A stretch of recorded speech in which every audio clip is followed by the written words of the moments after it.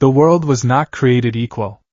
This was a truth Izuku Midoriya learned not from the lofty philosophies of ancient scholars, nor from the gentle teachings of a loving parent, but from the brutal, unyielding concrete of a playground at the age of 4. It was a truth etched into the very fabric of society, a cosmic joke played upon the 20% of the population left behind by the next stage of human evolution. Quirkless. It was a clinical term, but in the mouths of his peers, it was a venomous slur. It meant fragile. It meant useless. It meant Deku. At 14 years old, Izuku walked beneath the flickering, jaundiced glow of the street lamps, his yellow backpack hanging heavy on his shoulders. The afternoon sun had long since surrendered to the encroaching twilight, painting the city of Muzurifu in deep, bruising shades of purple and black. In his trembling hands he clutched a notebook, Hero Analysis for the Future, number 13. Its edges were charred, the paper warped and smelling faintly of nitroglycerin and damp fish food, a parting gift from Katsuki Bakugo. If you want to be a hero that badly, there's a quick way to do it. Take a swan dive off the roof and pray for a quirk in your next life. The words echoed in his skull, an incessant, mocking loop. They were heavier than the physical blows, sharper than the miniature explosions that had singed his middle school uniform. Izuku stopped walking, his worn red sneakers scuffing against the pavement. He looked down at the notebook, his thumb tracing the scorched, blistering cover. He should throw it away. He should accept reality. He was a relic, a boy of flesh and fragile bone living in a world of steel, fire, and flight. But a small, stubborn ember burned within his chest. A biological, fragile heart beat a steady rhythm against his ribs. Thump thump. Thump thump. It was the heart of a hero, trapped in the body of a victim. I can still do it, Izuku whispered to the empty street, his voice trembling, barely more than a breath. Even without a quirk. I can save people. He stuffed the ruined notebook back into his bag and adjusted the straps, forcing his chin up. He decided to take the shortcut home, needing the familiar comfort of his bedroom, the posters of All Might smiling down at him with that invincible, unshakable grin. He walked toward the underpass, a concrete tunnel cutting beneath the main arterial highway of the city. It was dark, damp, and reeked of stagnant water and exhaust fumes. The rhythmic thrum of cars passing overhead masked the sound of the shifting, viscous mass emerging from the manhole behind him. Izuku didn't hear the sludge villain until it was too late. A medium-sized meat shield, a voice gurgled, wet and deep, vibrating with a sickening, liquid resonance. Perfect. Just what I needed to hide from him. Izuku turned, his emerald eyes widening in primal terror. A towering wave of dark, sewage-green sludge rose toward the ceiling of the underpass. It was a chaotic, amorphous mountain of filth, featuring two bulbous, frantic eyes and a jagged maw of floating, yellow teeth. Before Izuku could scream, before he could run, the sludge lunged. It hit him with the force of a freight train. Izuku was thrown onto his back, the breath knocked from his lungs in a violent burst. The villain was instantly upon him, thick, heavy tendrils of slime pinning his arms and legs to the asphalt. The sheer weight of it was suffocating, crushing his small frame. Don't worry, kid. It'll only hurt for 45 seconds, the villain hissed, the sludge forcing its way over Izuku's face. Then, it'll all be over, Izuku thrashed, his fingers clawing desperately at the liquid substance. It was like trying to grip water. The slime was acidic, burning his skin, but that was nothing compared to the agony of it forcing its way into his mouth and nose. The villain was invading his body, filling his airways, crawling down his throat with aggressive, violent force. Izuku gagged, a horrific, wet choking sound echoing in the tunnel. He tried to scream, but the sludge expanded violently within his esophagus. He felt a sickening snap deep within his throat as his vocal cords were crushed under the immense, unnatural pressure. Blood instantly filled his mouth, mixing with the foul-tasting sewer water. No! No! Somebody, help! His mind shrieked, though not a sound escaped his ruined throat. His vision began to blur, black spots dancing at the edges of his sight. His chest heaved in violent, involuntary spasms, his lungs screaming for oxygen that would not come. The pressure on his torso increased as the villain secured its hold, wrapping around his ribcage. Crack! Snap! Izuku's eyes rolled back. 2 of his ribs fractured, the jagged bone splinters driven inward by the sheer weight of the villain. A sharp, searing pain erupted in his chest as a broken rib punctured his left lung. He was drowning from the inside, choking on sludge and his own blood. Where was All Might? Where were the heroes? Izuku's fading mind conjured the image of his idol. I am here! But there was no booming voice. There was no blast of wind. There was only the cold, damp concrete, the smell of feces and blood, and the terrifying, inescapable reality of death. His biological heart, that fragile, useless muscle, gave a final, desperate flutter. It tried to pump blood through a system that was rapidly shutting down. The oxygen deprivation reached his brain. The pain faded into a cold, numb detachment. Mom! I'm sorry. His hands, which had been clawing at the sludge, fell limp, striking the pavement with a dull thud. The world went dark. Izuku Midoriya's heart stopped. Sirens wailed, cutting through the stagnant evening air like a serrated knife. Red and blue lights fractured against the damp walls of the underpass. It was a pro-hero named Death Arms who had finally arrived, having chased the villain from a jewelry store heist. He was too late. The sludge villain had abandoned the boy's body upon hearing the sirens, slipping down a drainage pipe to escape. What was left on the asphalt was a mangled, lifeless teenager. Paramedics swarmed the boy. He's in cardiac arrest. Severe internal trauma, massive hemorrhaging in the lungs and throat. A medic shouted, tearing open Izuku's middle school uniform. His chest was a canvas of deep purple and black bruising, caved in at a sickening angle. Charging defibrillator. Clear! Thump. The boy's body convulsed on the pavement. The medic stared at the portable EKG monitor. A flat, continuous green line marked them. The shrill tone of the machine was the only sound the boy was making. Again. Charge to 200. Clear. Thump. Nothing. The flat line continued. Get him in the bus. Start manual chest compressions. Push epinephrine. We're losing him, damn it. They hoisted Izuku onto a gurney, rushing him into the back of the ambulance. The doors slammed shut, and the vehicle tore out of the underpass, sirens screaming a desperate plea to the traffic ahead. Inside, the medics worked frantically, their hands slick with the boy's blood. He was legally dead. He had been without oxygen for over 5 minutes. Even if they restarted his heart, the brain damage would be catastrophic. Dispatch, this is Unit 4. We have a John Doe, approximately 14 years old. Blunt force trauma, internal bleeding, full cardiac arrest. ETA to Musitifu General is, static shrieked over the radio, cutting the medic off. Dispatch? Do you copy? The radio crackled, but it wasn't the voice of the hospital dispatcher. It was a cold, authoritative woman's voice, crisp and devoid of emotion. Unit 4, you are to reroute immediately. Turn left onto Highway 9. A security escort is waiting for you. What? Who is this? We have a critical pediatric patient. He's coding. We need to get to General. This is the Hero Public Safety Commission, the voice replied, the sheer weight of the institution freezing the medic's blood. Your patient is deceased. You will reroute to Sector 4, Black Site Alpha. Do not deviate from these coordinates. This is a matter of national security. The driver up front, pale and sweating, met the medic's eyes through the rearview mirror.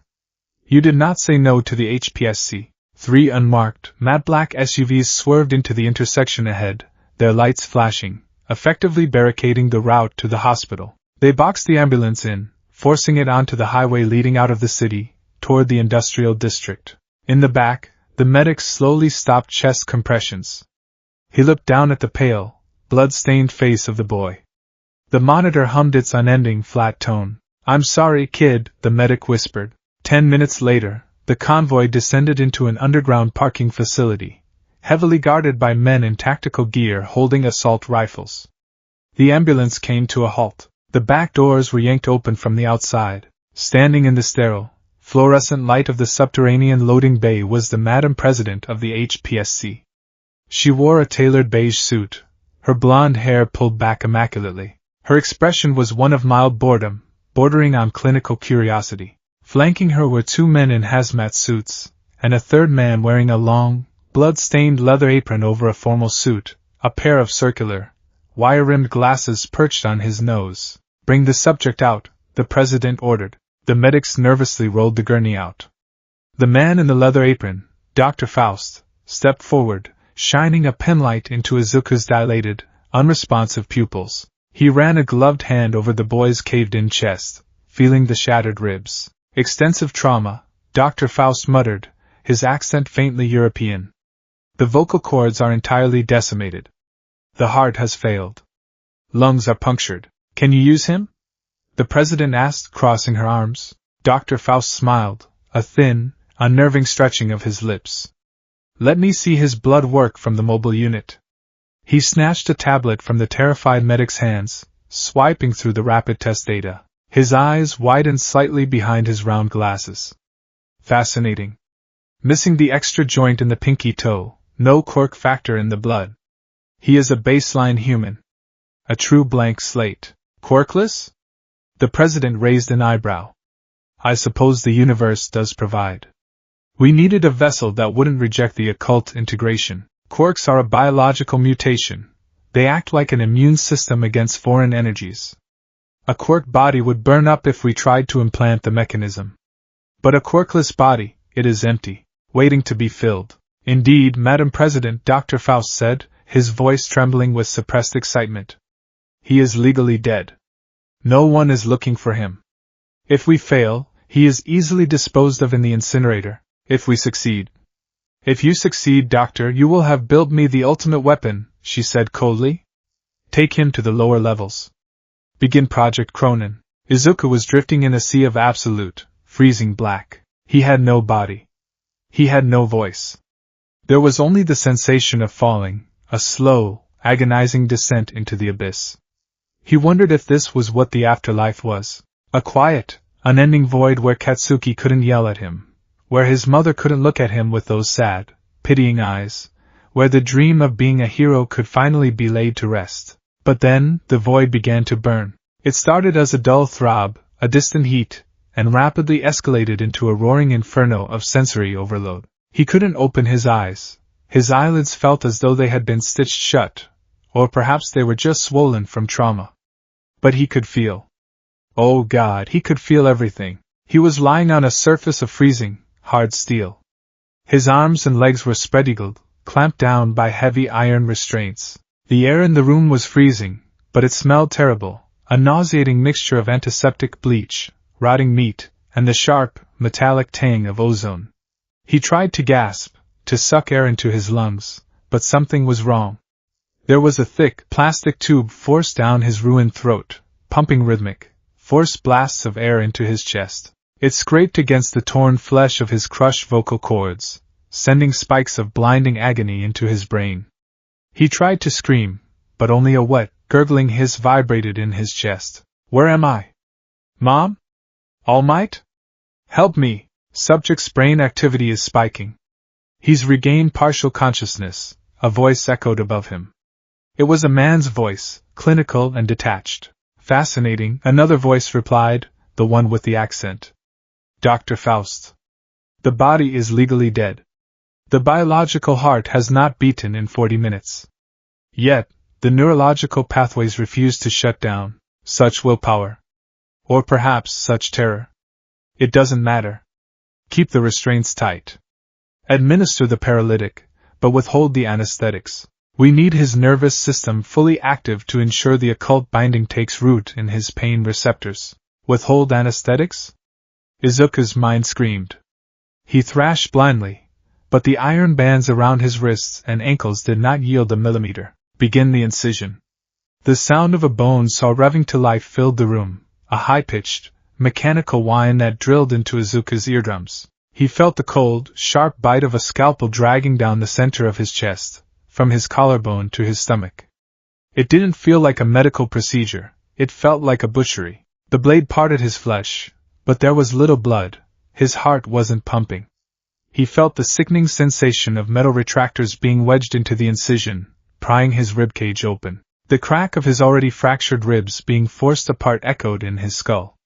The pain was beyond human comprehension. It was a cosmic, blinding white light that threatened to shatter his sanity into a million pieces. He could hear them working inside his chest cavity. Biological heart is severely damaged from the blunt force trauma. Extracting, the doctor noted casually. Izuku felt a tugging sensation deep within his core, followed by the wet, sickening sound of arteries being severed.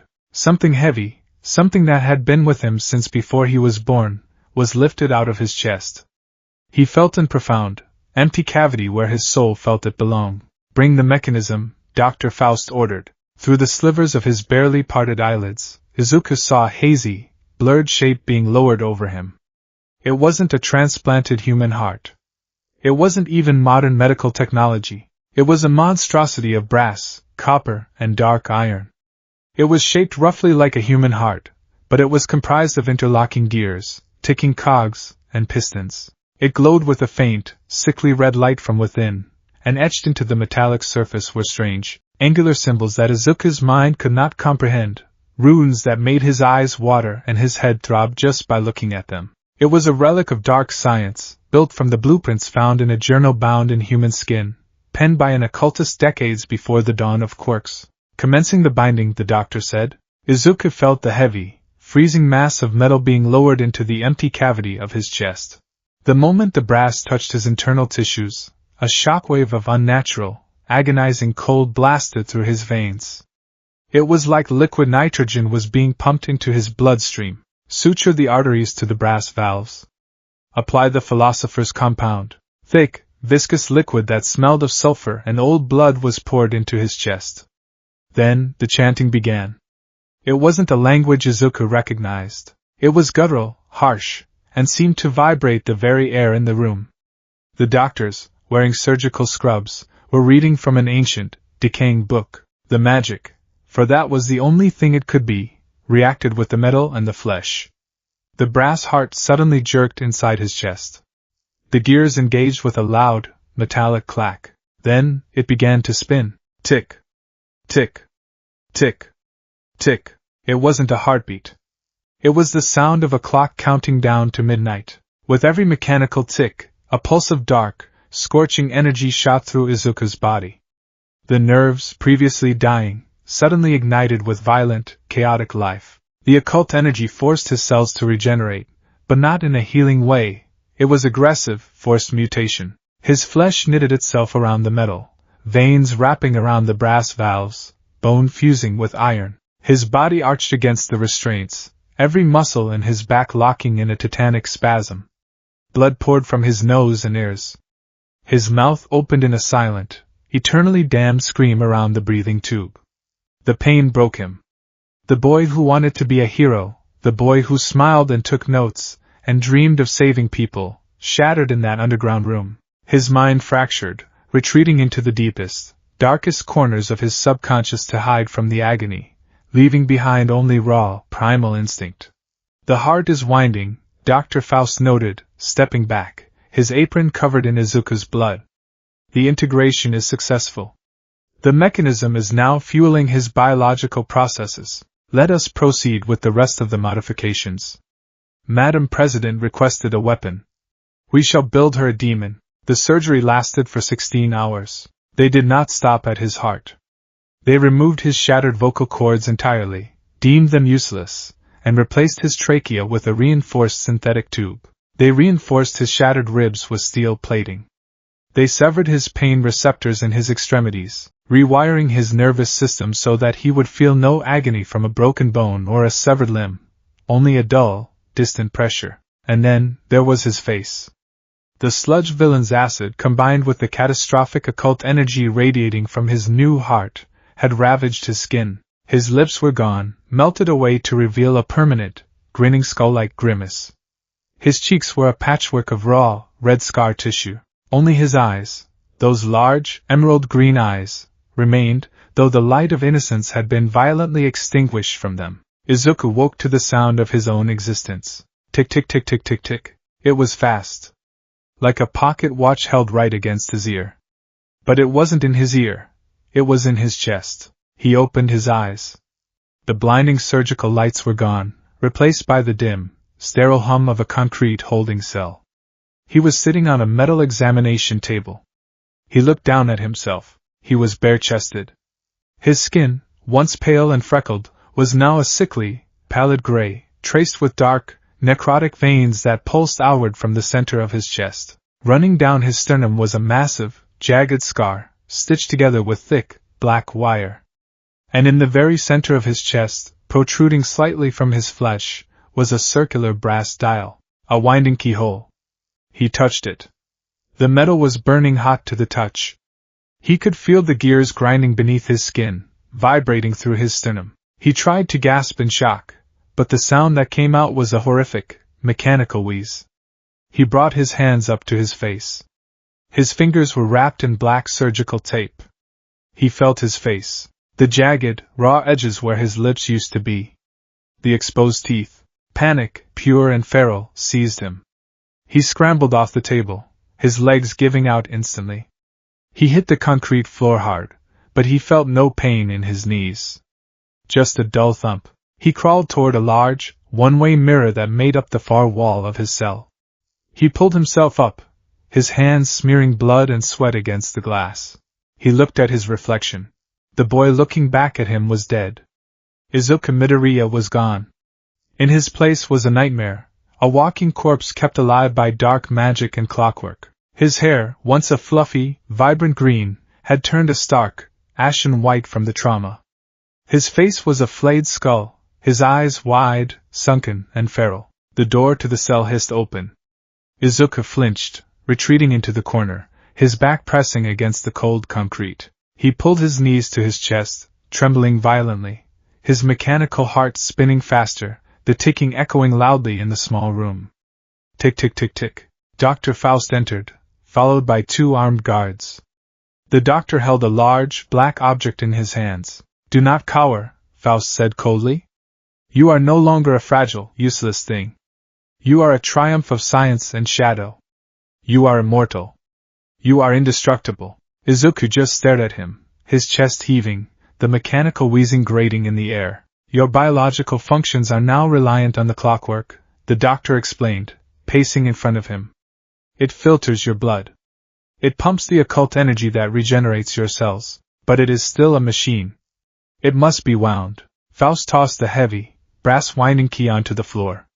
It clattered to a halt at Izuku's feet. "When the ticking slows, you will begin to die. You must wind the key.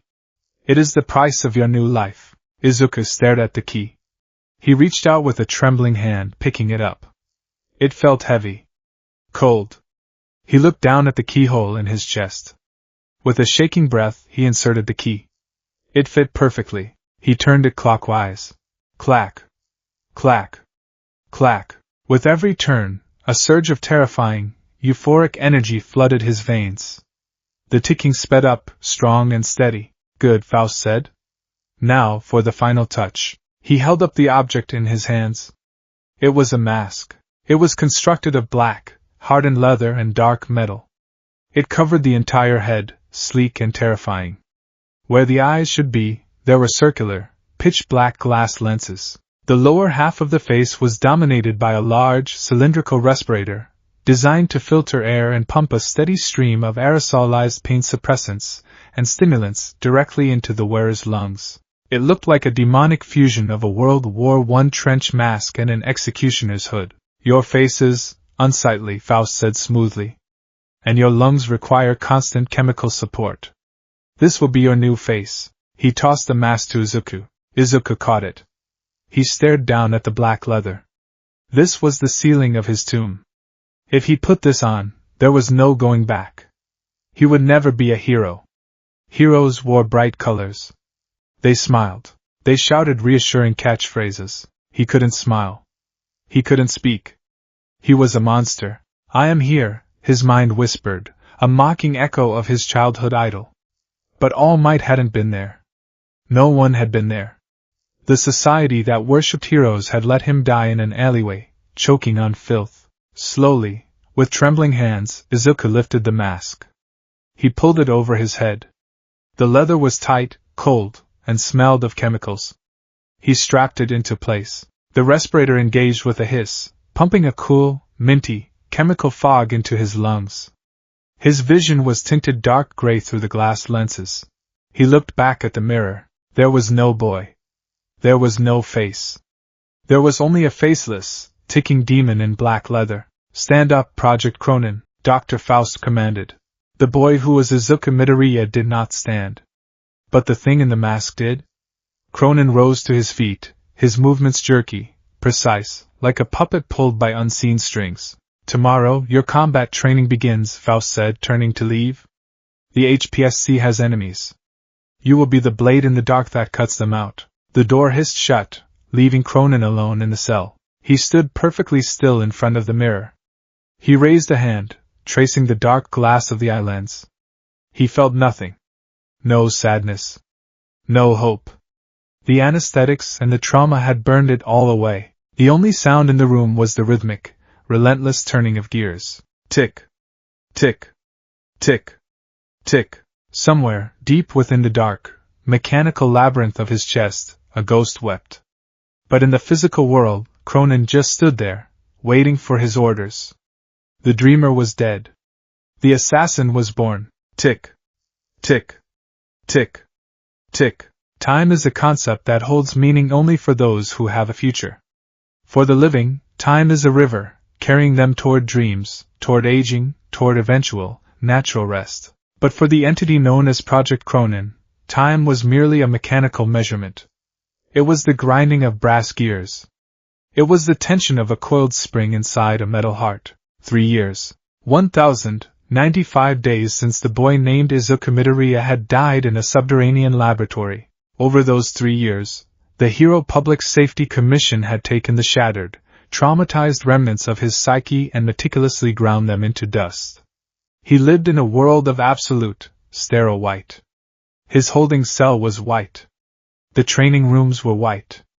The uniforms of the handlers who occasionally entered his peripheral vision were white. The only colors allowed into his existence were the matte black of his leather mask, the dull brass of his winding key, and the brilliant, shocking crimson of blood. In the center of Combat Simulation Room 4, the ticking echoed off the soundproofed walls. Kroenen stood perfectly still. He wore a dark, form-fitting tactical suit woven from Kevlar and a synthetic polymer designed to withstand extreme lacerations.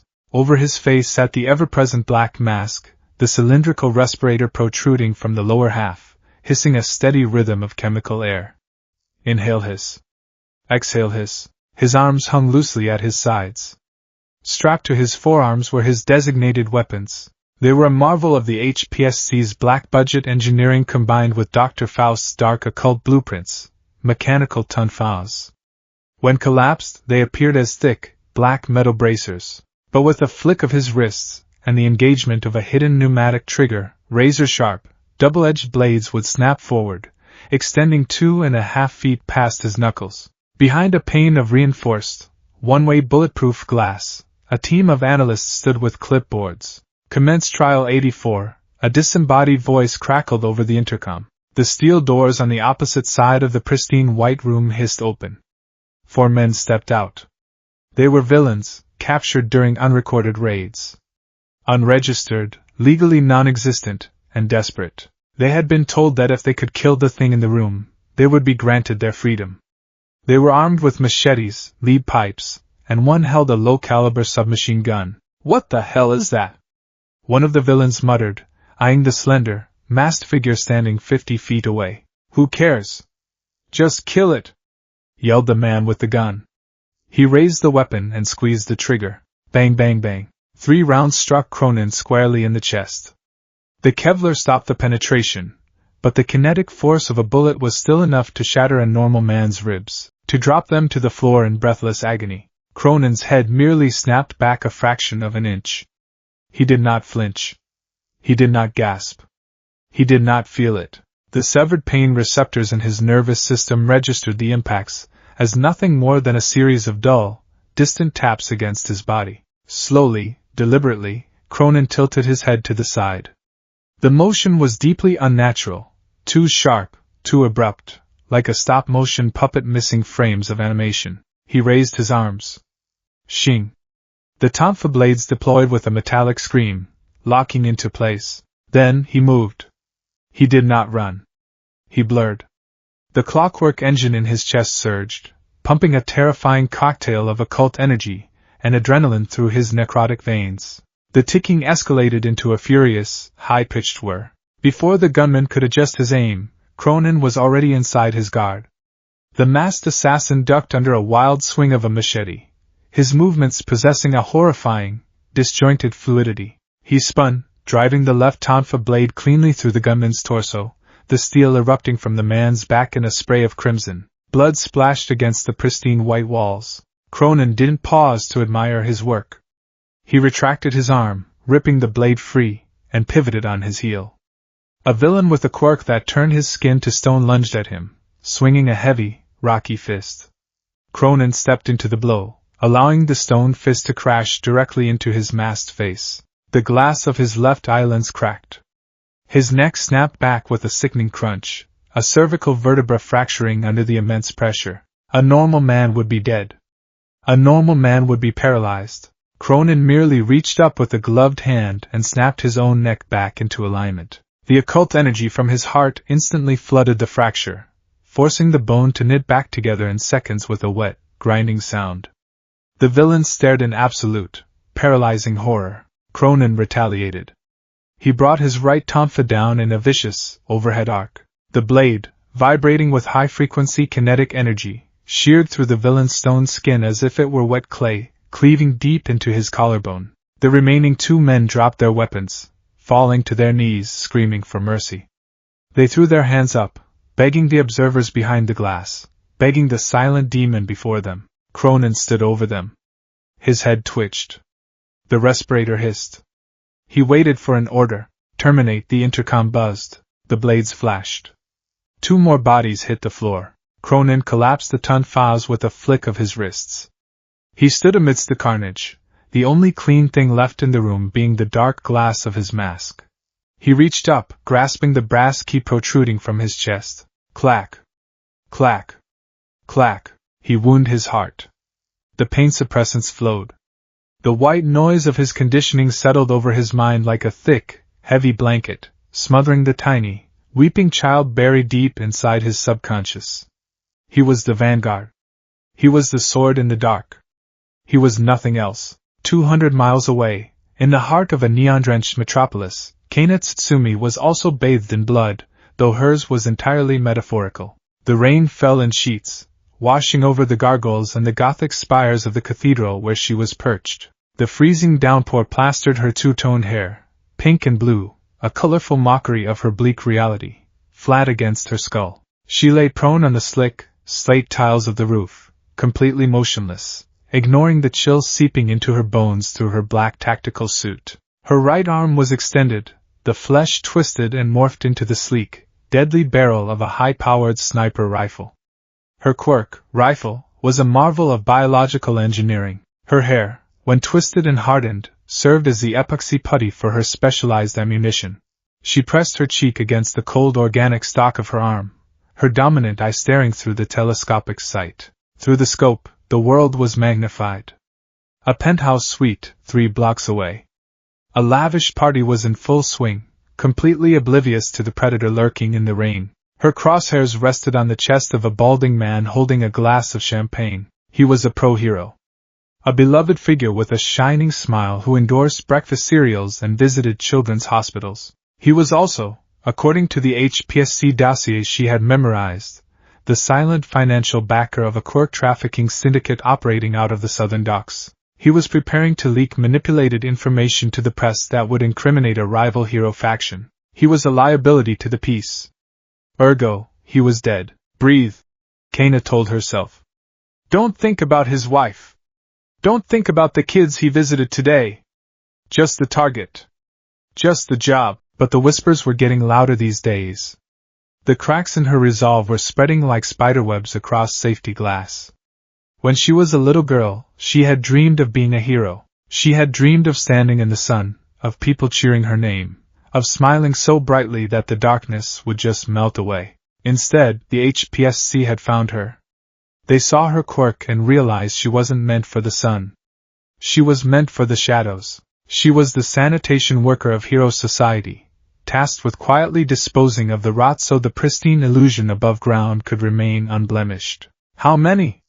She thought, her finger resting lightly on the fleshy trigger of her arm.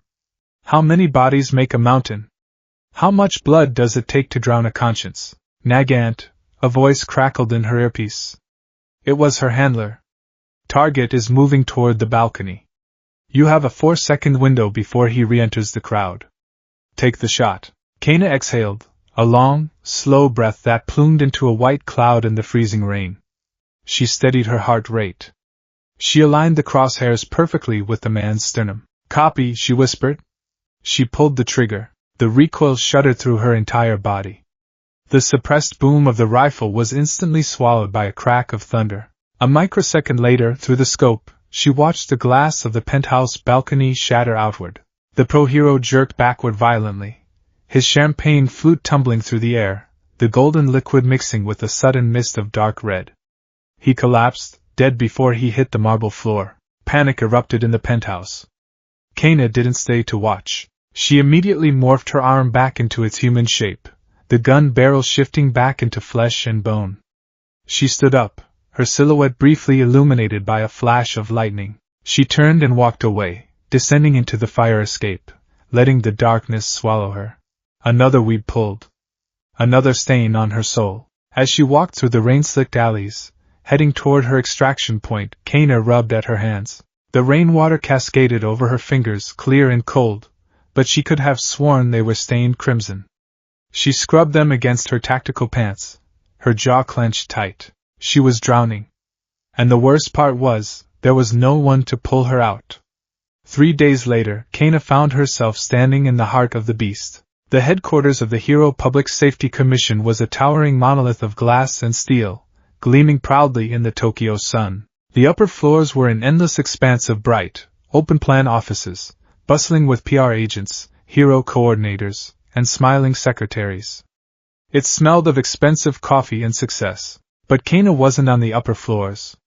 She was in Sublevel 4, a place that didn't exist on any public architectural blueprint. Down here, the light was artificial and harsh, the walls were reinforced concrete, and the air smelled faintly of ozone and floor wax. She sat in a hard, plastic chair outside the Madam President's office. She wore her standard civilian attire, a trench coat over a dark turtleneck, but she still felt exposed. The heavy oak door clicked open. A secretary peered out. The president will see you now, Lady Nagant. Kana stood, smoothing her coat, and walked into the office. Madam President sat behind a massive, mahogany desk, her hands steepled beneath her chin. She looked exactly the same as she had the day she recruited Kana, immaculate, composed, and utterly terrifying in her stillness. Have a seat, Kana, the president said, gesturing to the leather chair opposite her. Kana sat, maintaining her posture. The assignment in Musitifa was completed. Target eliminated. The media is calling it a villain attack.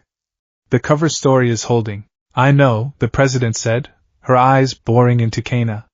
Your efficiency is, as always, flawless. You are the finest marksman this country has ever produced. Kana didn't smile. She knew flattery from this woman was merely the lubricant before the knife was twisted. Thank you, ma'am. However, the president continued, leaning back in her chair, I have been reviewing your recent psychological evaluations. And your field telemetry. You hesitated on the rooftop. 3.4 seconds longer than your average acquisition to firing time. Kana felt a cold drop of sweat slide down her spine. It was raining. Poor visibility. I had to ensure a clean shot. Don't lie to me, Kana. It insults us both, the president said softly. You are experiencing moral fatigue. It is a common side effect of your particular line of work. The burden of maintaining the peace is heavy. You are starting to buckle under the weight. I am fine. I follow my orders, Kana said, her voice tight, a defensive edge creeping into her tone. I need more than just a follower of orders. I need perfection. The syndicate we are currently dismantling has deep roots. Our next series of targets are heavily guarded. Paranoia is high. They are employing private military contractors, heavily armed and heavily quirked. If you are compromised at close range, a sniper rifle is a liability. I can handle myself in close quarters, perhaps. But I am not willing to risk my best asset to find out, the President stated with absolute finality. Which is why I am altering your operational parameters. From this day forward, you are no longer a solo operative. Kana blinked, completely taken aback. A partner? Ma'am, with all due respect, my work requires complete stealth. A partner will only slow me down, blow my cover, or get in my line of fire. Who could you possibly pair me with? The President's lips curved into a faint, chilling smile. She pressed a button under her desk. Not a partner, Kana. A shield. A vanguard. The heavy oak door behind Kana unlatched with a loud thunk. Kana turned her head. The first thing that hit her was the smell. It was a sharp, clinical odor, antiseptic, industrial lubricant, and an underlying, faint scent of old, dried blood. Then came the sound. Tick tick tick tick tick. It was rhythmic, fast, and unnervingly loud. It sounded like a bomb preparing to detonate. A figure stepped into the office. Kana instantly tensed, every instinct in her body screaming at her to morph her arm, to aim, to fire. The thing standing in the doorway was a nightmare-given form. It was male, judging by the lean, muscular build, perhaps late teens or early 20s. He was dressed in a pristine, tailored black suit that looked almost like a military uniform, though it lacked any insignias. A high-collared trench coat draped over his shoulders. But it was his face that made Kana's breath hitch. A black leather mask encased his entire head. Dark, insected glass lenses obscured his eyes. The lower half of his face was dominated by a mechanical respirator that hissed with every breath he took, exhaling a thin wisp of chemical vapor. The figure moved into the room. His steps were silent, but his movements were deeply unsettling. When he turned his head to look at Kana, it wasn't a smooth rotation. It was a sudden, sharp snap. He moved like a creature trying to imitate human motion and failing violently. Kana Tsutsumi, the President said, her voice dripping with dark pride, meet Project Kroenen. Kroenen stood at attention beside Kana's chair. He did not speak. He did not offer a hand. He just stared at her through those black lenses, the gears in his chest grinding away. Tick tick tick tick. What is that? Kana breathed, unable to tear her eyes away from the masked entity. He is the ultimate solution to your close-quarters vulnerability, the President explained, standing up and walking around her desk. He is an asset we have been developing in secret for 3 years. He is a master of melee combat, infiltration, and assassination. He feels no pain. He knows no fear. And most importantly, he possesses absolute, unbreakable loyalty. Kana frowned, a deep sense of revulsion bubbling in her gut. It's a machine? He is, augmented, the President corrected delicately. His biological limitations have been removed. He has no vocal cords, so he cannot compromise a mission by speaking or screaming. His nervous system has been altered. You could sever his arm, and he would simply pick it up and beat you to death with it. Kana felt sick. She was an assassin, yes. She killed people. But she was still human. She still had a beating heart. The HPSC had taken whatever this boy used to be and turned him into a literal slaughterhouse tool. I don't need a babysitter, Kana snapped, standing up, her chair scraping harshly against the floor. And I certainly don't need a freak show trailing me on my hits. Instantly, Kroenen reacted. His right arm snapped upward, blurring with impossible speed.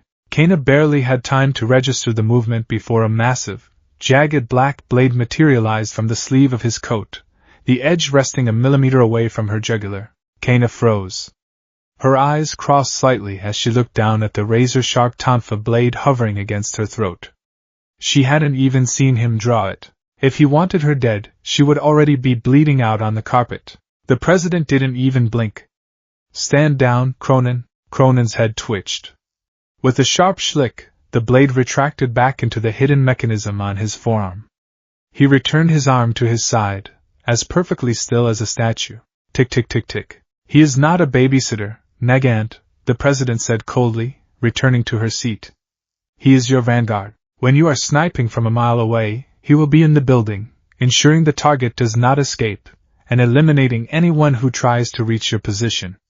He is the hammer. You are the scalpel. Together, you will be the most devastating force this commission has ever wielded. Kana swallowed hard, rubbing her neck where the phantom pressure of the blades still lingered. And if I refuse? The president's eyes narrowed. You know too much to refuse, Kana. You accepted this life. You do not get to dictate the terms. You will deploy with him tonight. The target is an underground warehouse in Yokohama. You have your orders. Dismissed. Kana stared at the president for a long moment, a storm of anger, disgust, and terrifying realization raging behind her eyes. She was trapped. She had been trapped for years. Without a word, she turned and stormed out of the office. Behind her, she heard the sharp, rhythmic footsteps of the mask-wearing demon following her. Step. Tick. Step. Tick. The armory in Sublevel 5 was a sprawling cavern of weaponry, tactical gear, and reinforced lockers. It was usually empty at this hour, bathed in the hum of fluorescent lights. Kana stood in front of her open locker, furiously loading specialized rounds into her tactical belt. Her hands were shaking slightly. She was furious. Furious at the president, furious at the world, and most of all, furious at the silent, ticking monstrosity standing in the corner of the room. Kroenen hadn't moved since they entered the armory. He simply stood by the door, staring straight ahead. Do you ever turn that off? Kana snapped, slamming a magazine onto the metal bench. The ticking. It's driving me insane. Kroenen's head snapped toward her. He stared. He did nothing else. Right. No vocal cords. The president mentioned that, Kana muttered bitterly, leaning against the lockers and rubbing her temples. Perfect. I'm paired with a mute, psychopathic wind-up toy. Look, I don't know what they did to you, or what you used to be, but let's get one thing straight. I work alone. On the field, you stay out of my way. You don't engage unless I tell you to. You don't kill anyone unless I miss. Which I don't. Understand? Kroenen merely tilted his head, a bird-like, inquisitive motion that was deeply unnerving. Kana scoffed, turning back to her locker. Why am I talking to a wall? You probably don't even have a brain left in that head of yours. Just wires and HPSC propaganda. Behind her, she heard a new sound. It wasn't the ticking. It was a heavy, metallic clack. Clack. Clack. She spun around, her hand instinctively drifting toward her hip. Kroenen had unbuttoned the top of his black trench coat and shirt, exposing the center of his chest. Kana's breath caught in her throat. Protruding from his pale, scarred, necrotic-looking flesh was a massive, horrific mechanism of brass and gears. A heavy, ornate winding key was slotted into the center of the dial. Kroenen's gloved hand was turning it. With every rotation, the gears ground together, and a sickening, reddish light pulsed from within the metal. The ticking, which had been slowing down, suddenly accelerated, growing loud and frantic. He was winding his own heart. The sheer, grotesque reality of it hit Kana like a physical blow. She realized, with a sudden, horrifying clarity, that he wasn't doing it to be intimidating. He was doing it because he had to. If he didn't turn that key, he would die. Kroenen finished winding. He dropped his hand and slowly began to button his shirt back up. As he did, Kana found herself stepping closer, drawn by a morbid, terrifying curiosity. She stopped a few feet away from him. He was tall, but up close, she realized his frame was still somewhat slender. Beneath the terrifying armor and the monstrous modifications, the physical dimensions belonged to a teenager. Who did this to you? She whispered, the anger draining out of her, replaced by a profound, chilling sorrow. Kroenen stopped buttoning his shirt. He looked down at her. For a moment, the light in the armory shifted. The fluorescent glare caught the dark, insected glass of his mask just right, piercing the opacity. For one fleeting second, Kana could see through the lenses. She expected to see the cold, dead eyes of a killer. She expected to see a machine. Instead, she saw eyes of a brilliant, fractured emerald green. They were wide. They were exhausted. And they were drowning in a well of unimaginable, silent agony. They were the eyes of a child who had been locked in the dark for so long that he had forgotten what the sun looked like. They were eyes that screamed a single, desperate plea that his crushed vocal cords could never articulate. Help me. Kana's breath hitched. A physical pain clamped down on her own heart. The monster vanished, and in its place she saw a victim. A victim far more broken, far more abused than she could ever claim to be. The HPSC hadn't just built a weapon, they had taken a human soul and crucified it onto a clockwork engine. Before Kana could say anything, before she could even process the overwhelming wave of empathy that crashed over her, the overhead PA system chimed. Nagant. Kroenen. Report to Helipad 2 for immediate deployment. Wheels up in 5. The spell was broken. Kroenen's head snapped up. The vulnerability vanished behind the impenetrable black glass. He turned, his coat flaring out behind him, and marched toward the exit, his footsteps perfectly synchronized with the ticking in his chest. Kana stood alone in the armory for a moment. She looked down at her own hands. The metaphorical blood was still there, but as she listened to the fading sound of the ticking echoing down the hallway, she realized something profound. She wasn't the only one drowning in the dark. She grabbed her tactical bag, slung it over her shoulder, and ran to catch up with the boy in the mask. The deployment helicopter was a stealth Black Hawk, painted entirely in matte radar-absorbent materials. It sat on the rooftop helipad, its rotors slowly beginning to spin, the deafening whump-whump-whump vibrating through the concrete. Kana climbed into the back, taking a seat on the cold metal bench and strapping herself in. A moment later, Kroenen climbed in, moving with that same jerky, unnatural precision. He sat opposite her, his hands resting on his knees, his posture perfectly rigid. The side doors slid shut. The helicopter lifted off, ascending into the dark, cloudy night sky of Tokyo, heading south toward Yokohama. Inside the cabin, the only illumination came from the dim, red tactical lights. The noise of the rotors was deafening, making conversation impossible even if Kroenen could speak. Kana stared across the narrow aisle at her new partner. The red light cast ominous shadows across his black leather mask. The respirator hissed steadily. He looked like a demon summoned from the depths of hell, ready to reap souls. But Kana knew what was behind the mask now. She couldn't unsee the emerald eyes. She couldn't unknow the horrific reality of the brass key in his chest. We're the same, she thought, closing her eyes and resting her head back against the fuselage. They took our humanity and turned it into ammunition. She opened her eyes and looked at him again. He was staring straight ahead, motionless, trapped in his own silent, ticking purgatory. Kana unbuckled her harness slightly. She leaned forward over the aisle, entering his personal space. Kroenen's head immediately snapped toward her, the dark lenses fixing on her face. Kana didn't flinch. She raised her right hand and tapped her own chest, right over her heart. Then, she pointed 2 fingers at her own eyes, and then pointed at him. I see you. It was a small gesture. It meant nothing in the grand scheme of the HPSC's tyranny. But in the suffocating darkness of that helicopter cabin, it was a spark. Kroenen stared at her. For 10 long seconds, the only movement he made was the slow, rhythmic rising and falling of his chest as the respirator pumped air into his lungs. Then, very slowly, his head tilted slightly to the right. It wasn't the sharp, jerky snap of a machine awaiting orders. It was a softer, hesitant movement. An acknowledgement. He raised a gloved hand, the leather creaking slightly over his knuckles. He brought it to his chest, resting it flat over the brass dial where his heart used to be. He pressed his hand there, feeling the relentless grinding of the gears. He held it there for a moment, then lowered his hand back to his knee. They did not communicate further for the rest of the flight. They didn't need to. The silence between them had fundamentally shifted. It was no longer the empty void between a woman and a machine. It was a shared, heavy silence between 2 broken weapons, hurtling through the night toward another bloody assignment. The helicopter banked sharply, beginning its descent. The red tactical lights flashed green. Target zone acquired.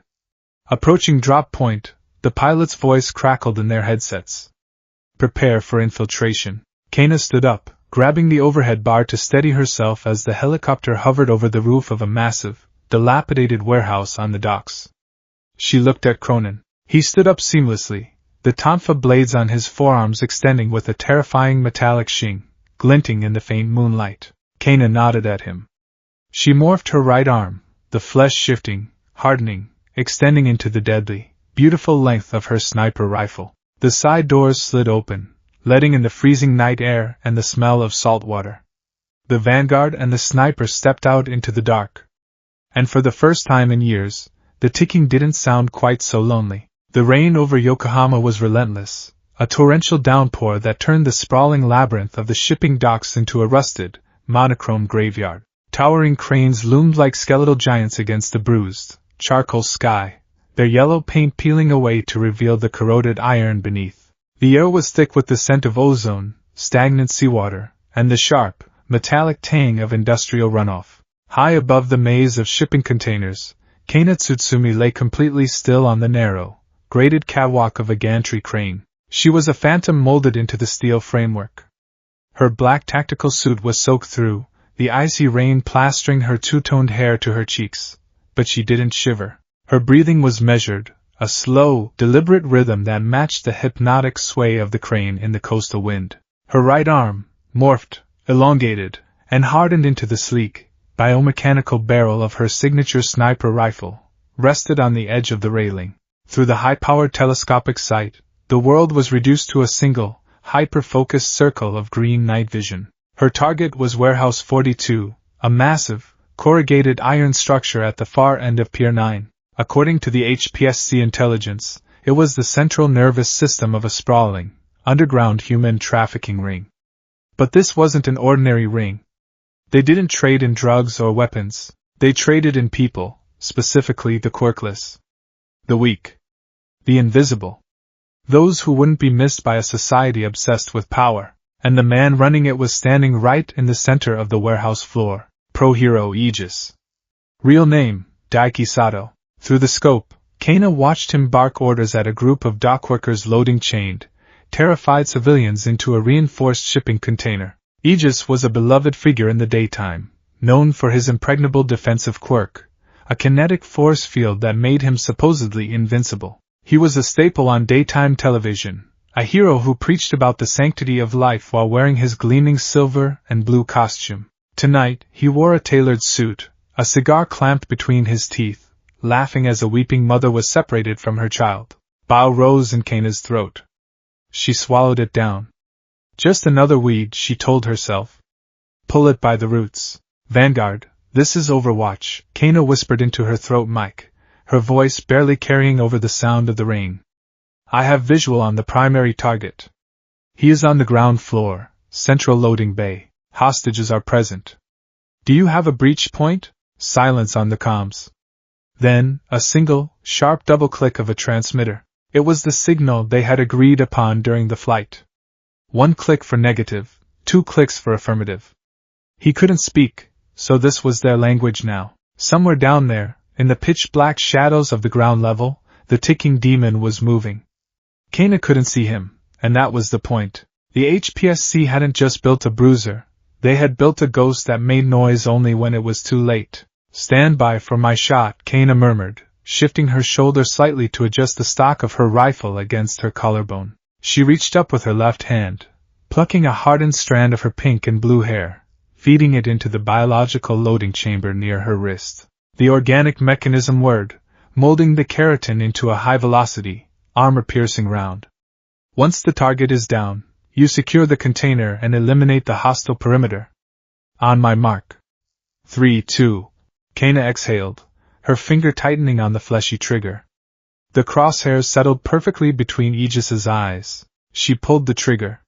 The rifle kicked against her shoulder with the force of a mule, the suppressed thwack masked by a sudden crack of thunder overhead.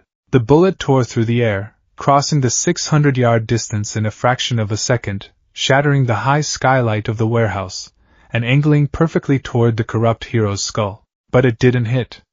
A millisecond before impact, the air around Aegis shimmered. A hexagonal, translucent blue shield flared into existence. The armor-piercing round struck the kinetic barrier with a deafening crack, sparking violently before flattening into a useless disk of lead and keratin, dropping harmlessly to the concrete floor. Aegis didn't even flinch. He looked up, right through the shattered skylight, directly at Kana's crane. He smiled around his cigar. Kana's blood ran cold. He knew. Ambush. Kana barked into the comms. Target has kinetic shielding active. The intel was a setup. Vanguard, abort. Abort and fall back. There was no double-click in response. Suddenly, The warehouse below erupted in blinding light. Dozens of high-intensity halogen floodlights snapped on, washing the dockyard in a harsh, artificial daylight. And in that light, Kana saw the true scale of the trap. The dock workers threw off their ponchos, revealing heavy tactical armor and assault rifles. From behind the shipping containers, more mercenaries poured out. 50. Maybe 60. It wasn't a trafficking handoff. It was a kill box. And they were the prey. "We got her!" A voice roared over a megaphone from the ground. "Take out the sniper!" Before Kana could shift her position, the grating beneath her boots shuddered violently. She spun around, breaking her rifle down into her normal arm. Coming up the access ladder of the crane were 5 heavily armed mercenaries, moving with coordinated, military precision. She was trapped on a catwalk 100 feet in the air. "Damn it," she hissed. She twisted her wrist, morphing her hand into a compact, short-barrel sidearm. She fired 3 rapid shots, the hardened hair bullets punching through the Kevlar of the first 2 men, sending them plummeting into the dark water below. But the third man had a quirk. He raised his hands, and the steel grating of the catwalk warped, bending upward like a giant, metal hand, slamming into Kana's ribs. The air was driven from her lungs in an explosive gasp. She felt a rib crack. She was thrown over the railing, tumbling into the open air. Reflexively, Kana twisted her body, morphing her arm into a grappling hook. She fired a tether of hardened keratin at the edge of the warehouse roof. It caught, arresting her fall with a brutal, shoulder-wrenching jerk. She swung in a wide arc, crashing straight through one of the massive side windows of the warehouse. Glass shattered into 1,000 glittering diamonds as Kana rolled across the concrete floor, her body battered, bleeding from a dozen minor lacerations. She coughed, tasting copper, and forced herself onto her knees, morphing her arm back into a submachine gun configuration. She was inside the kill box. "Well, well, well," a voice echoed through the cavernous warehouse. Kana looked up. She was surrounded. A perfect circle of 40 mercenaries, all aiming their weapons directly at her. In the center of the ring stood Aegis, the kinetic shield humming faintly around his body. The terrified hostages were locked in the shipping container behind him. "Lady Nagant, I presume?" Aegis chuckled, taking a slow drag from his cigar. "The HPSC's favorite lapdog. Did Madam President really think I wouldn't notice the audit on my offshore accounts? I knew she'd send you. And I knew you couldn't resist a high-ground perch in the rain." Kana spat a glob of blood onto the concrete, her eyes darting around, calculating angles, escape routes. There were none. Even with her quirk, she couldn't take out 40 men before one of them put a bullet in her head. "You're a disgrace to the title of hero," Kana snarled, her voice vibrating with venom. "Oh, spare me the moral high ground," Aegis laughed, spreading his arms. "I provide a service. These people are quirkless. They are genetic dead weight. I'm just putting them to use. The world runs on power, Nagant. You of all people should know that. The HPSC uses you the same way I use them. The only difference is my paycheck." He nodded to the mercenaries. "Fire on my mark. Leave enough of her intact to send the president a message." The sound of 40 assault rifles cocking simultaneously echoed like a death knell in the warehouse. Kana's breath hitched. She raised her arm, aiming directly at Aegis's head, determined to take the bastard with her. "I'm sorry," she thought, closing her eyes. She wasn't sure who she was apologizing to. The victim she couldn't save? The innocent girl she used to be? "Mark," Aegis ordered. The execution squad tightened their fingers on their triggers. Tick. Tick. Tick. Tick. The sound cut through the tension like a straight razor. It didn't come from the shadows. It came from directly above them. Every mercenary paused, looking up toward the rusted steel rafters of the warehouse roof. Hanging upside down, clinging to the I-beams with preternatural strength, was a figure draped in black leather. Aegis frowned. "What the hell is that?" The figure dropped. He plummeted 60 feet, landing perfectly in the center of the kill zone, placing himself directly between Kana and the firing squad. The impact cracked the concrete beneath his boots. He did not bend his knees. He did not grunt.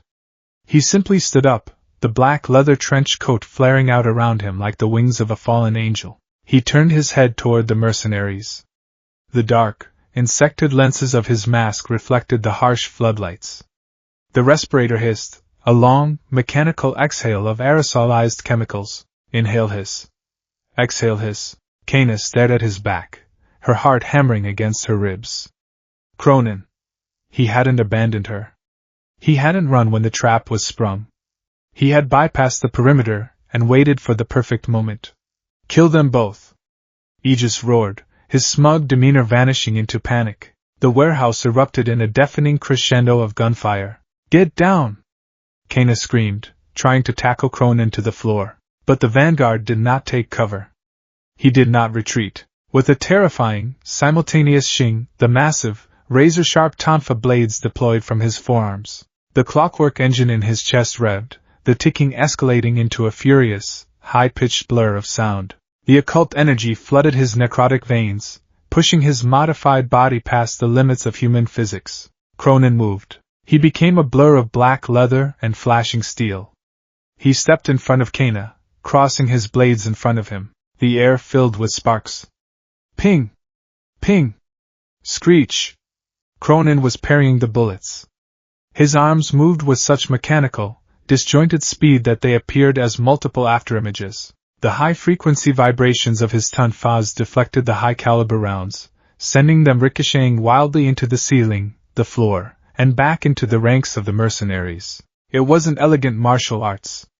It was a horrific, mechanical display of mathematical precision.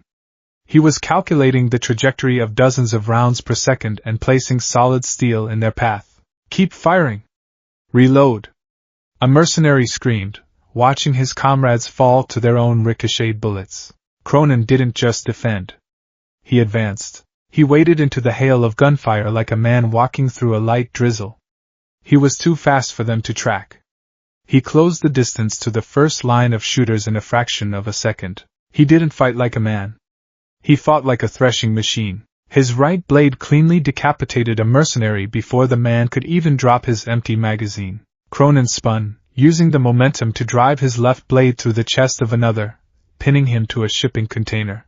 Another mercenary, panicking, drew a heavy combat shotgun and fired point-blank into Kroenen's side. The blast tore a chunk out of Kroenen's trench coat and shredded the Kevlar beneath, ripping into his ribs. A normal man would be blown in half. Kroenen's head snapped toward the shooter. He didn't even break his stride. The severed pain receptors relayed nothing but a dull pressure. The occult energy from his heart instantly began to knit the shredded flesh back together beneath his armor. He raised his boot and kicked the mercenary in the chest with enough hydraulic force to shatter his sternum and send him flying 30 feet across the warehouse. Kana watched from the floor, entirely forgotten by the enemy, her eyes wide and absolute, horrified awe. She had seen death. She had seen violence. But she had never seen this. Kroenen was a demon of blades. He was taking hits that should be instantly lethal, a grazing bullet to the temple that shattered the side of his mask, a quark-powered spear of ice driven straight through his thigh, and he was ignoring them. He simply pulled himself off the weapons and continued the slaughter. He felt no pain. He felt no fear. He was the perfect, terrifying vanguard. Blood sprayed across the concrete, painting the gray floors in slick, crimson arcs. The screams of the mercenaries echoed, begging for mercy, begging for backup, but Kroenen offered neither. He moved with that same jerky, stop-motion terrifying fluidity, an unstoppable force of grinding gears and slicing steel. Within 90 seconds 30 men were dead. The remaining 10 broke and ran, throwing their weapons aside and sprinting for the loading bay doors. Cowards! Aegis screamed, his face pale, sweat pouring down his forehead. Get back here and fight! Kroenen stopped. He stood amidst a sea of bodies, his trench coat soaked in blood. His mechanical breathing was heavy, the respirator hissing rapidly. He slowly turned his head toward Aegis. The pro-hero swallowed hard. You think you scare me? You're just a freak in a mask. My quirk is absolute. You can't touch me. Aegis raised his hands, and the hexagonal blue kinetic shield expanded, forming a solid dome around him. Kroenen tilted his head. Tick.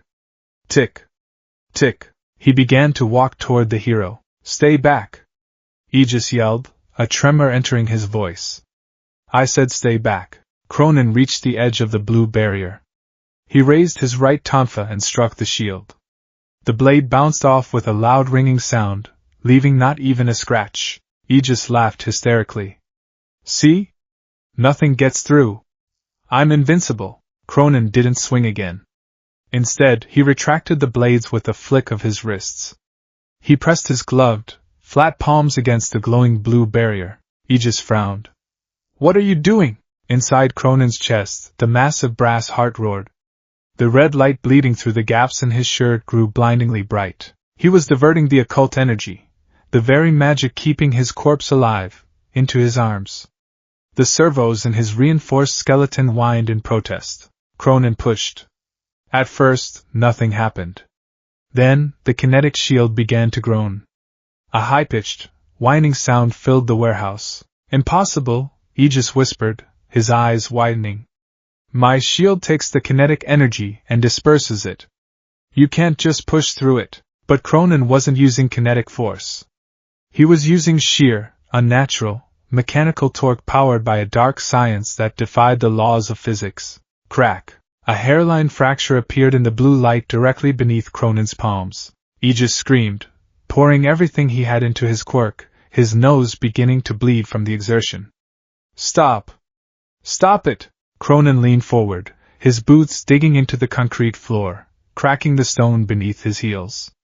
The ticking in his chest was deafening, sounding like a machine tearing itself apart. Crash! The invincible shield shattered into a million pieces of dissipating light.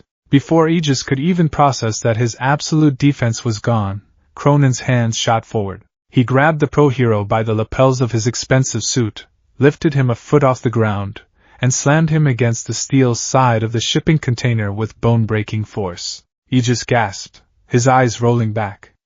Wait, please. I'll pay you. I have money. Whatever the HPSC is paying you, I'll triple it. Don't. Kroenen didn't hesitate. He didn't monologue.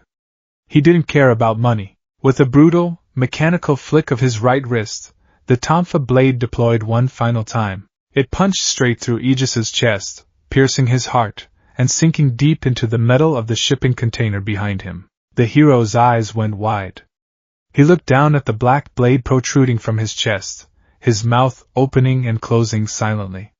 Then, the light faded from his eyes, and his head slumped forward. Kroenen retracted the blade. Aegis's body collapsed to the floor, a crumpled, bloody heap.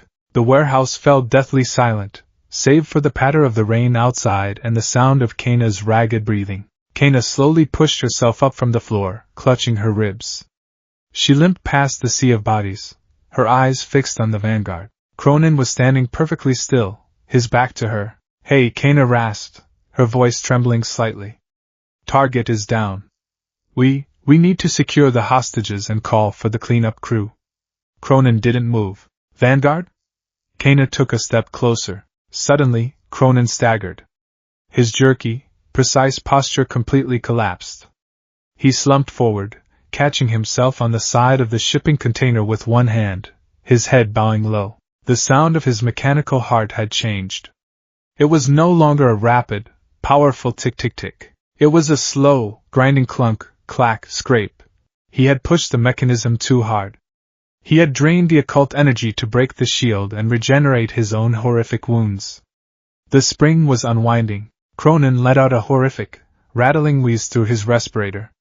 He fell to his knees, his hands scrambling weakly at the front of his torn shirt. He was trying to reach the brass key. He was trying to wind his heart, but his hands were trembling violently. His gloves were slick with Aegis's blood and his own. His fingers, lacking fine motor control from the severed nerves, kept slipping off the smooth brass of the key. Clunk-clack. He couldn't turn it. He was suffocating. He was dying again. Kronen's head fell back against the container, his hands dropping uselessly to his sides. The dark lenses of his mask stared up at the ceiling, waiting for the void to claim him once more. No.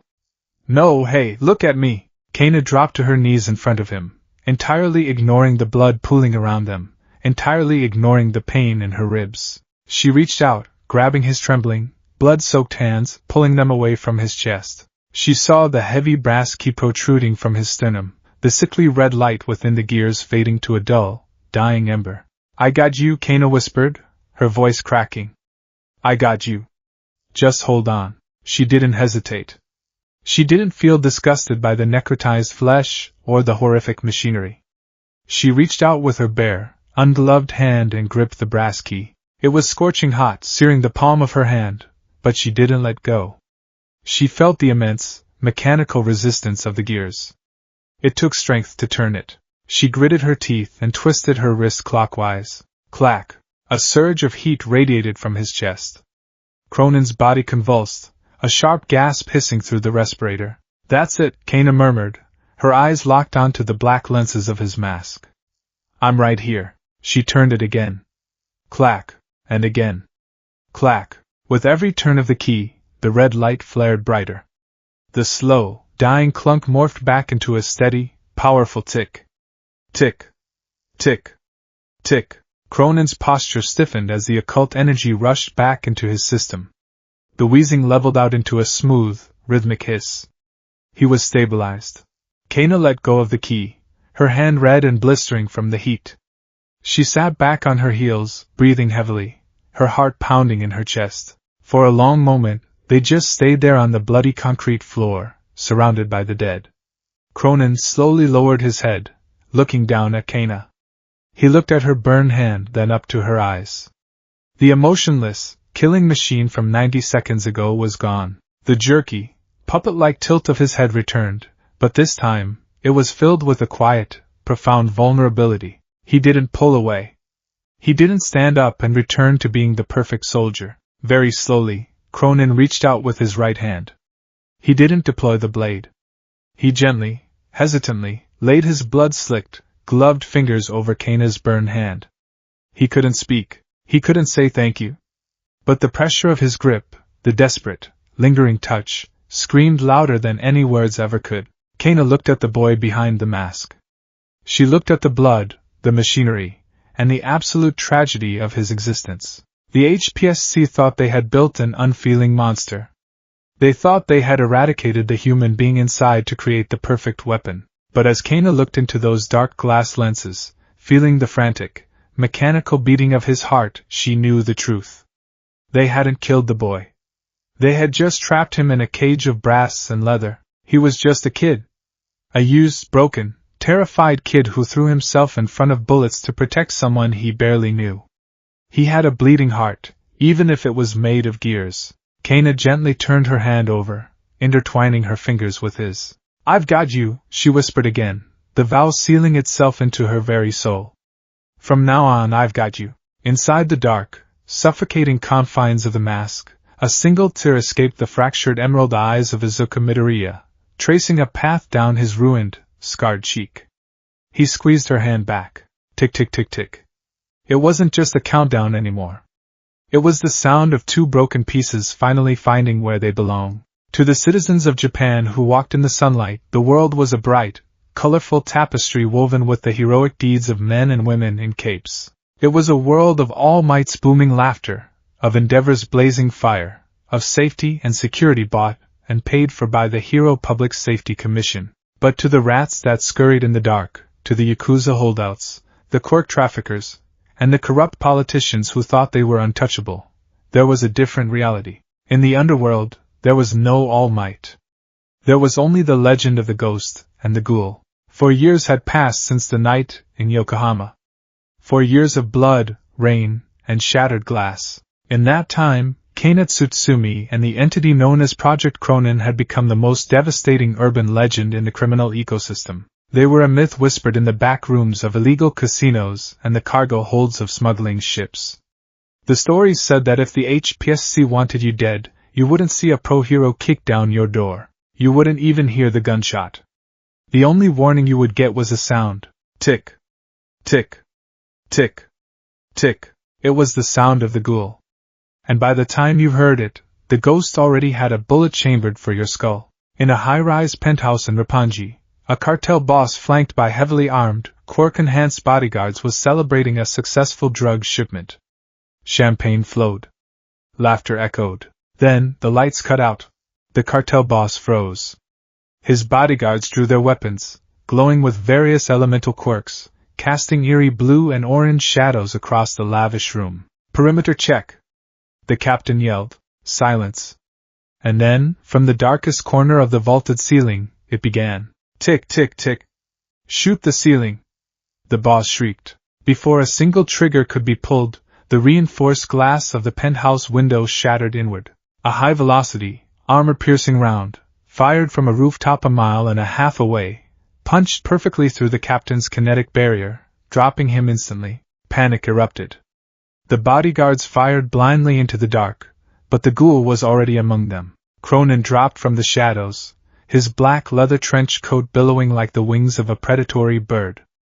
The twin razor-sharp blades of his tonfas snapped forward with a metallic shing. He moved with that horrifying, stop-motion precision, a blur of grinding gears and flashing steel. He deflected 3 bullets with a spin of his right arm, stepping inside the guard of a massive thug with stone skin, and drove his left blade precisely into the man's unarmored armpit. Another bodyguard lunged, hands blazing with fire. Kroenen didn't even turn his head. He simply crouched, sweeping the man's legs out from under him, while simultaneously raising his left hand. Through the shattered window, a second bullet streaked through the night sky, passing within an inch of Kronen's masked face, and buried itself in the fire user's chest. They moved with absolute, terrifying synchronicity. They did not communicate over radios. They didn't need to. Kana, staring through her scope a mile away, knew exactly where Kroenen would step, where he would duck, and where he would leave an opening for her rifle. And Kroenen, deaf to the world save for his own ticking and the muffled hiss of his respirator, knew that the ghost would never let a stray bullet hit him. In less than 40 seconds the room was a graveyard. Kroenen stood over the cartel boss, who was crawling backward on the blood-slicked marble floor, weeping in terror. The masked assassin tilted his head, his dark and sectored lenses reflecting the moonlight. He raised his blade. Thwack! A third bullet took the boss in the head. Kroenen slowly lowered his arm. He retracted his blades with a flick of his wrists. He reached into his coat, pulled out a small, encrypted beacon, and dropped it on the boss's chest, the signal for the HPSC cleanup crew. Then, he walked to the shattered window, stepped onto the ledge, and fell backward into the Tokyo night, vanishing into the shadows as perfectly as he had arrived.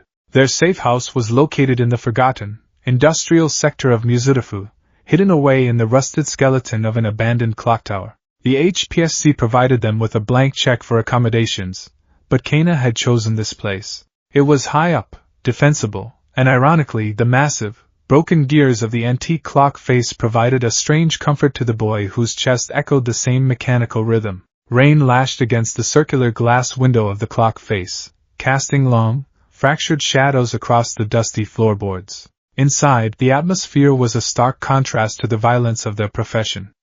It was quiet. It was domestic. Kana sat cross-legged on a worn, velvet sofa, a soft yellow lamp illuminating the components of her right arm. She was meticulously cleaning her biological rifle barrel, running a specialized, oiled cloth over the hardened keratin, ensuring there was no residue or microscopic fractures. She wore a loose gray sweater and sweatpants, her pink and blue hair tied up in a messy bun. Across the room, sitting on a wooden stool at a workbench, was Kroenen. He had removed his trench coat and his suit jacket. He wore only a black, sleeveless tactical shirt. His pale, heavily scarred arms were exposed, the necrotized veins pulsing faintly with a dull, red light originating from his chest. He was performing maintenance on his tonfas, recalibrating the pneumatic deployment mechanisms with a tiny screwdriver. He still wore the mask. He always wore the mask. Kana watched him out of the corner of her eye. Over the last 4 years, the terrifying, mindless demon the HPSC had introduced to her had slowly, painfully, begun to thaw. Because he couldn't speak, and because he was deeply deafened by the trauma and the mask, they had been forced to invent a way to communicate. It started with simple gestures, a tap on the shoulder to move, a raised hand to stop. But as the years bled by, it had evolved into a complex, intimate dialect known only to the two of them. Kana set her cleaning cloth down. She looked at him and tapped her collarbone twice with her index and middle finger. "Are you hurting?" Kroenen paused his work. He didn't turn his head immediately. Slowly, he set the screwdriver down. He raised his left hand and tapped the side of his own neck once. No. Then, he tapped his chest, right above the brass key, and followed it with a slow, sweeping motion of his hand toward Kana. Are you okay? Kana smiled, a soft, melancholic expression that she reserved exclusively for him. I'm fine, Izuku. Just tired. Izuku. It was a name the HPSC had erased from all databases. They called him Project Kroenen. They called him Vanguard Asset Weapon. But Kana called him Izuku. He tilted his head, the jerky, puppet-like motion that she had come to find endearing rather than terrifying. He pointed to the coffee pot resting on a hot plate in the corner of the room, then pointed to her. Yeah, I'd love a cup, she said softly. Izuku stood up. He moved silently, his boots making no sound on the floorboards. The only noise was the steady, rhythmic tick-tick-tick of his heart and the soft hiss-exhale of his respirator. He poured the black coffee into a chipped mug and walked it over to her, offering it with both hands. His hands were a map of violence, covered in surgical scars, calluses, and the faint discoloration of chemical burns. Kana took the mug, her fingers deliberately brushing against his cold, gray skin. He didn't pull away. He lingered for a moment, enjoying the fleeting warmth of her touch, before stepping back. He reached up to his chest. Clack. Clack. Clack. He wound his heart, ensuring the spring was tight, the occult energy flowing smoothly to heal the micro-tears in his muscles from the night's raid. Kana sipped the bitter coffee, watching him. You know, the president wants us in Kyoto next week. A political hit. A mayor who's planning to expose the commission's funding routes. Izuku stopped whining. The ticking in his chest suddenly sped up slightly. Tick-tick-tick-tick. It was a subtle tell. Over the years, Kana had learned to read the speed of his heart like a mood ring. A slow, steady tick meant he was calm or resting. A rapid, frenzied tick meant anger, anxiety, or combat readiness. He was angry. He raised his hands. He tapped his temple, then made a slashing motion across his throat, and finally pointed his thumb downward. Wrong target. Unjustified. I know, Kana sighed, leaning back against the sofa cushions, closing her eyes. He's a civilian. He actually wants to do some good. But if we don't do it, they'll just send someone else. Someone Messier, Hawks, maybe? Or they'll just blow up his car and take his family with him. Izuku stepped closer to the sofa. He knelt on one knee in front of her, bringing his masked face level with hers. He reached out and gently tapped her knee, drawing her attention. When she opened her eyes, he placed his right hand over his ticking heart. Then, he moved that hand and placed it gently over her heart. Finally, he clenched his fist. We carry the sin. Together. So others don't have to. Kana felt a lump form in her throat. She reached down and placed her hand over his fist, resting against her chest. How did you stay so good, Izuku? After everything they did to you. After everything they cut out of you. How did they not carve out your soul? Izuku looked down at the floorboards. For a long time, the only sound was the rain and his hissing respirator. Then, he stood up. He walked over to his cot in the corner of the room. From beneath the mattress, he pulled out a small, dented metal lockbox. It was the only possession he truly owned, something he had managed to hide from the HPSC doctors during his initial reconstruction. He brought the box back to Kana and sat on the floor beside the sofa. He opened the latch and pulled out a notebook. It was scorched, warped by water and fire, its edges blackened and crumbling. On the front, in faded, childish handwriting, read the words, Hero Analysis for the Future, number 13. Kana gently set her coffee mug down. She had seen him look at this notebook before, but he had never let her see inside. It was his most guarded secret, a relic from a life he had been violently severed from. Izuku handed it to her. His hands were trembling slightly. Kana opened it with extreme care, afraid the brittle pages would turn to ash in her hands. Inside were meticulous, beautiful sketches of pro-heroes. All Might, Backdraft, Kamui Woods. Beside the drawings were paragraphs of incredibly detailed analysis, quirk mechanics, weaknesses, tactical applications. It was the work of a brilliant, passionate mind. It was the work of a boy who worshipped the light. On the inside cover, a name was written. Izuku Midoriya. Age 14. Quirk none. You were quirkless, Kana whispered, her thumb tracing the faded pencil marks. Izuku nodded slowly. He tapped his chest. No power. Did the HPSC do this to you because you didn't have a quirk? She asked, her voice tight with rising horror. Izuku shook his head. He began a complex series of gestures. He made a wide, sweeping motion with his hands, simulating an explosion or a massive attack. He pointed to his throat, making a crushing motion with his hand, then pointed to his chest and slumped his shoulders, playing dead. A villain attacked me. I was dying. Then, he pointed to his eyes, made a sweeping motion simulating a blonde hero's hair, and shook his head rapidly. All Might wasn't there. No one was there. Finally, he pointed to the HPSC emblem faintly visible on the zipper of his tactical shirt, mimicking the injection of a needle, the turning of gears, and the slitting of a scalpel down his chest. The commission found my body. They rebuilt me. To be a weapon. Kana stared at the pages, tears welling in her eyes, blurring the sketches of the smiling heroes. You wanted to be one of them. You wanted to save people. Izuku reached out. He placed a scarred finger on a drawing of a hero smiling triumphantly. Then, he slowly dragged his finger down, pointing to the black leather of his own mask, to the brass key in his chest, to the bloodstain on his boot. He shook his head. I am a monster now. Monsters don't save people. No, Kana said fiercely, her voice cracking. She dropped the notebook onto the sofa and grabbed his hand, squeezing it tight. You are not a monster. The people who did this to you, the Madam President, the doctors, the society that let you die in an alley, they are the monsters. She slid off the sofa, joining him on the dusty floorboards. She knelt in front of him, cupping the sides of his masked face. The leather was cold and smelled of chemical aerosol, but she didn't care. I was a pro-hero once, Kana confessed, her voice dropping to a raw, painful whisper. I wore the bright colors. I smiled for the cameras. But my hands were always covered in blood. I killed because they told me it was for the greater good. I believed the lie until the rot started to eat me alive. I was drowning, Izuku. I was fully prepared to put my own rifle in my mouth just to make the screaming stop. Izuku's hands twitched. His ticking sped up, distressed by her words. He reached up, gently wrapping his hands around her wrists. But then they paired me with you, she continued, a tear finally spilling over her lashes, tracing a path down her cheek. They thought they were giving me a guard dog.